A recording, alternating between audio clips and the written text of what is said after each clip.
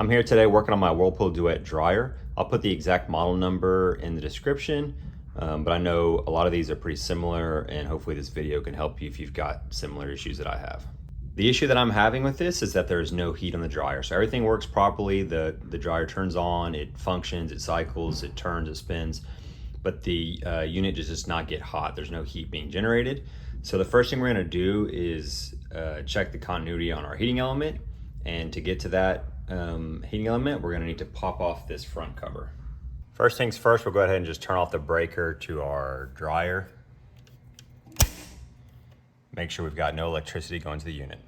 I'm down here at the bottom of my dryer, just above my pedestal, and you can see I've got 4 bolts in here, and I'm just gonna use a 1/4-inch socket to loosen these, take them off, so we can access this front panel.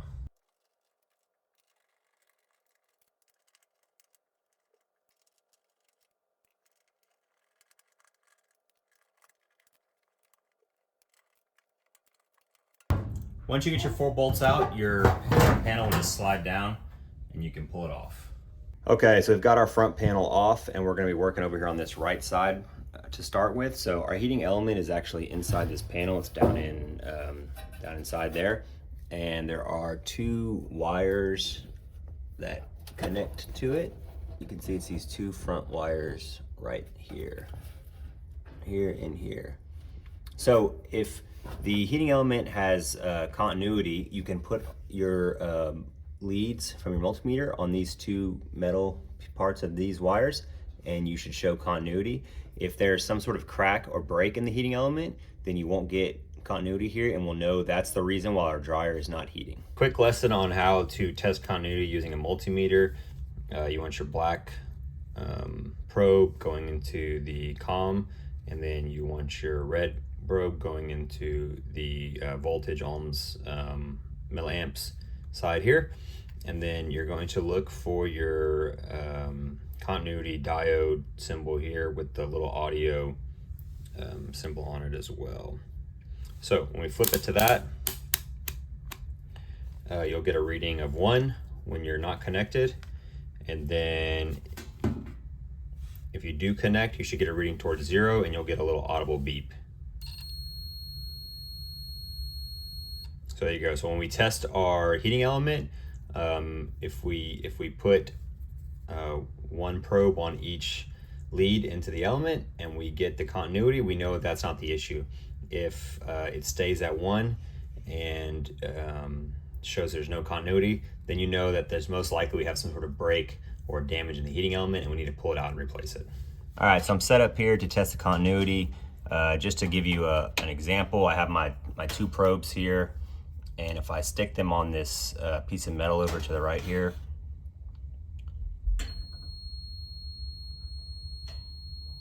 you can hear the audible alert that we've got continuity between this piece of metal, right? So we're gonna test the same thing on my 2 probes here and here.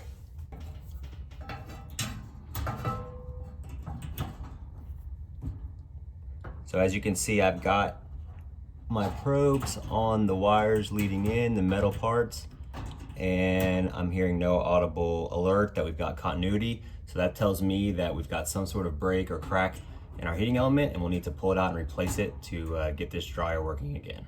So now that we know that most likely we need to remove and change out our heating element, the next step is figuring out how to pull that heating element out, right? So there's 2 schools of thoughts on this. If you're wanting to do it the intended way, you've actually got to pull off this whole front panel and actually pull out the drum as well to access all this, right? So the other way to do it is to just try to pull this heating element out.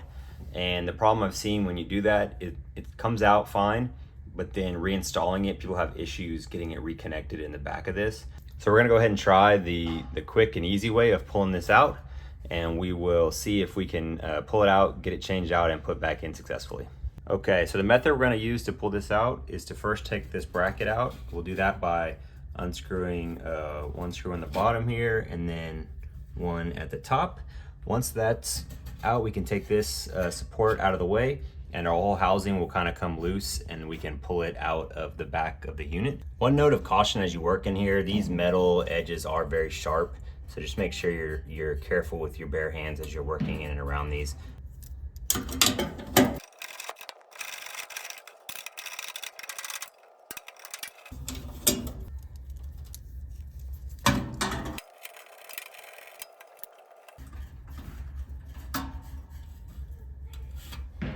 All right, with those screws out, we can now pull this bracket out, and you'll see as I pull it out how it fits in there. There's a tab, you can see right there, that slides into a slot there.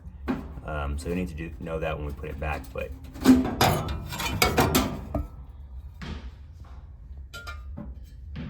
with it pulled out, we can now see inside our housing here and can actually see our heating element in there. All right, next up, I'm just gonna remove the 2 wires from that connect the heating element. So you can see I've already taken this one off, and I've got it labeled with a B for bottom, so I know which one it goes on when I put it back. And now I'll just pull off the top one as well.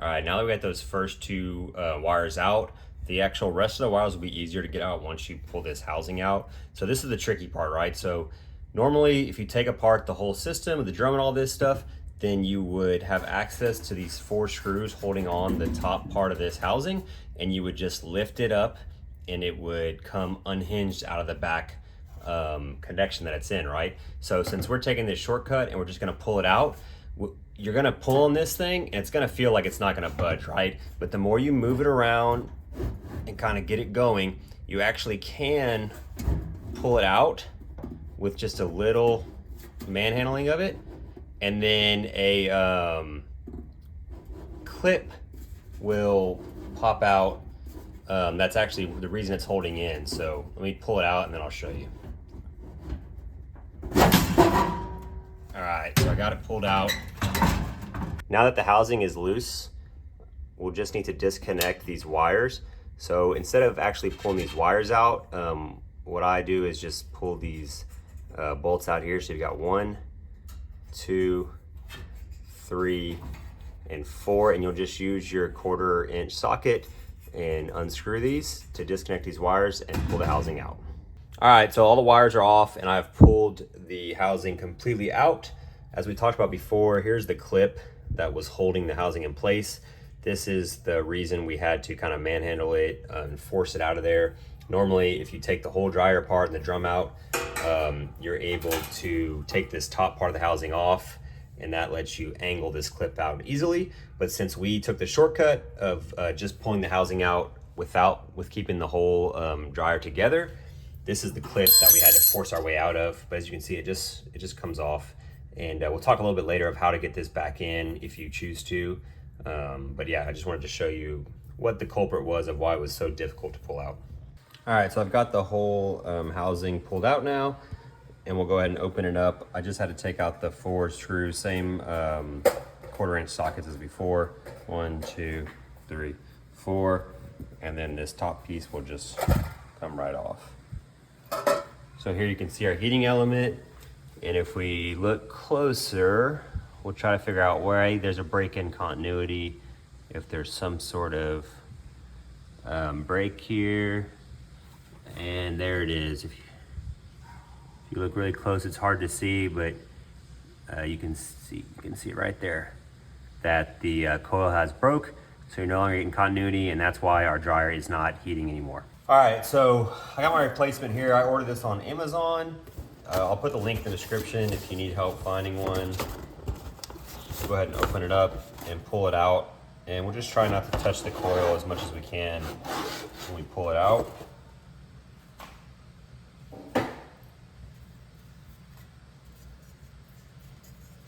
But here you go, that's what it looks like. So you can see it's, exact version of the old one. And we'll just have to pull this old one out and put the new one in. It's basically held in by these clips right here. So if you just go on the underside and be careful because they're kind of sharp, you can pop them out, one on each side, and then this whole unit will just lift out. And then we'll come back with our new one and put it in the exact same spot. So just line up your slots, and then I'll get this tab in first, and then pull this over to get this second tab in on this side.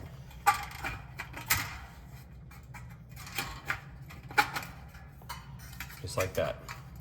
Once you have it in, you do want to make sure that you check underneath, and that none of your coils are touching the housing. The idea is that the ceramic pieces that the coils sit on keep the coil from touching any of the housing. So once you think you got it good, we can go ahead and put the upper part of the housing back on. Put the top housing back on. One side of the housing has these tabs on it, and we're gonna get those into these slots first. 1, 2, and 3, and then we'll angle it shut to the other side. So I can slide the 3 tabs in, and once those are in, I can then shut it on the other side. And you'll have tabs on this side as well that will now fall into place over here. And then once it's on, we'll just go ahead and tighten the 4 screws, 1, 2, 3, 4, to get our housing back put together.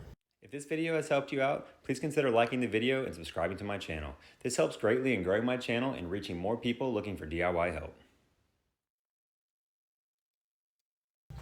Once those are tightened up, we'll go ahead and once again look in and make sure that there's no coils touching the top or bottom part of the housing. Looks like we're good, so we're ready to put this back into the dryer. Since we took the shortcut of not taking the whole dryer apart and just using some force to get this out and pop this clip out, we need to figure out how we're gonna put it back in, right? So some people do put this clip back in, and it would slide in something like this, right? So there's 2 ways of thought to do this. You can either bend this back so that it slides in easier, or some people just take it out completely and push it back into place. And with the bracket and everything holding it in place, they have no issues with the dryer working properly, right? So it's up to you. If you want to try to get it back in with this clip in place, you definitely are going to need to at least get some pliers or something and bend it back. Or if you want to just go ahead and slide it in there without the clip, you'll be able to slide it right back into place. All right, so I got my housing back in here loose still, and before I get it inserted back into the back, I just want to get my wires all put back in while it's loose, because it'll be easier to work on. So we'll just use the screws you previously took out, and we will secure these wires back on here. This is pretty tight working in here, so you might have to move the housing around a little bit to get your screws into the right spot. So just make sure you are gentle with the housing now that we've got our new element back in there. We definitely don't want to bang it around and end up breaking it before we even get a chance to turn it back on.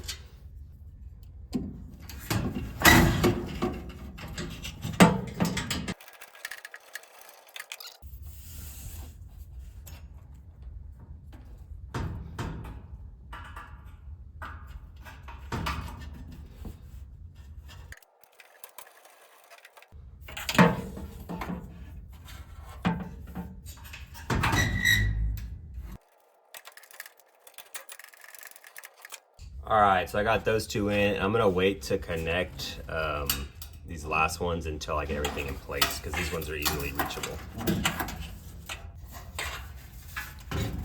Okay, so this time we're just gonna take our housing and force it back into that slot and just give it a little shove.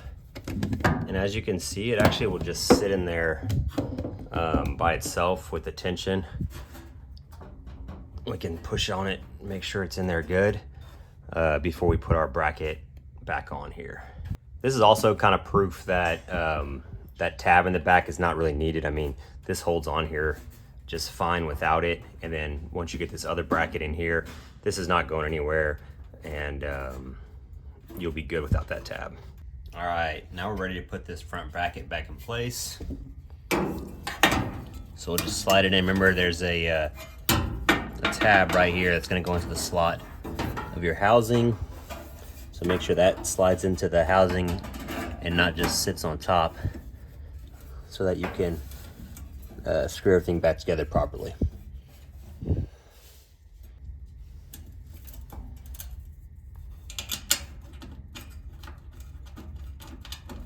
If it's in here properly, you'll be able to just line up your bolt hole exactly and tighten this back up.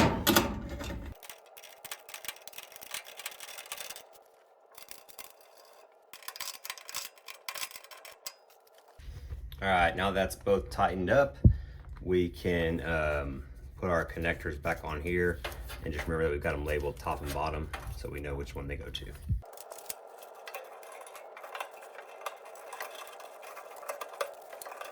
We'll go ahead and test our continuity again. Obviously it's a brand new coil, so we should have this, so we'll just check and make sure. You can see again, if I touch the metal, I get the noise showing we have continuity. Let's try our 2 connections here. And now you can see, touching these 2 connections, and I'm getting confirmation that we've got continuity. So everything's back together, looking good. So I'll go ahead and just flip my breaker back on and do a test run through the system to make sure that we're getting heat again before I close the panel up and put everything back. All right, so we gave the dryer a test run. Everything's working properly now. We've got heat once again, and we're able to dry our clothes. So I went ahead and threw our back panel back on with those 4 screws, and that will complete our project. So if this helped you out, let me know below, and please consider liking and subscribing, as that helps out my channel. If you have any questions, let me know below and I'll try to answer them. Otherwise, I will see you on the next project.